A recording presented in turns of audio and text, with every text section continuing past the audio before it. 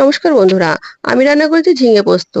ঝিঙেগুলো পরিষ্কার করে ধুয়ে নিয়েছি প্রথমে, তারপরে খোসা ছাড়িয়ে কেটে নিয়েছি লম্বা লম্বা করে। আলুও টুকরো করে কেটে নিয়েছি। এবার এদিকে শিলনোড়াতে আমি 3 চামচ পোস্ত দিয়েছি, আর দিয়েছি কয়েকটা কাজু বাদাম আর 3টে কাঁচা লঙ্কা দিয়ে শিলনোড়াতে বেটে একটি মশলা তৈরি করে নিয়েছি। এদিকে কড়াইতে আমি সর্ষের তেল দিয়েছি, আর দিয়েছি 1/2 চামচ মতো কালো জিরে ফোড়নে।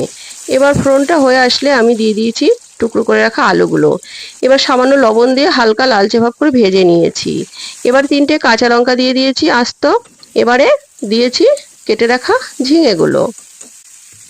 আবারও নেড়েচেড়ে আমি স্বাদ অনুযায়ী লবণ দিয়ে দেবো। অল্প করেই লবণ দিতে হবে, কারণ ঝিঙে জল ছেড়ে কমে যাবে। এবারে ঢাকা দিয়ে আমি 5-7 মিনিট ঢাকা দিয়ে ফুটিয়ে নেব। দিয়ে ঝিঙে ও আলু সিদ্ধ হয়ে গেছে। এবারে যে আমি মশলাটি করে রেখেছিলাম পোস্তর, সেই মশলাটি দিয়ে দিয়েছি। দিয়ে বেশ কিছুক্ষণ ফুটিয়ে নাড়াচাড়া করে মশলাটি যেই কষে আসবে, এবারে আমি দিয়ে দেব একটু কাঁচা সর্ষের তেল। দিয়ে একটু নেড়েচেড়ে গ্যাস অফ করে 5 মিনিট ঢাকা দিয়ে রেখে দেব।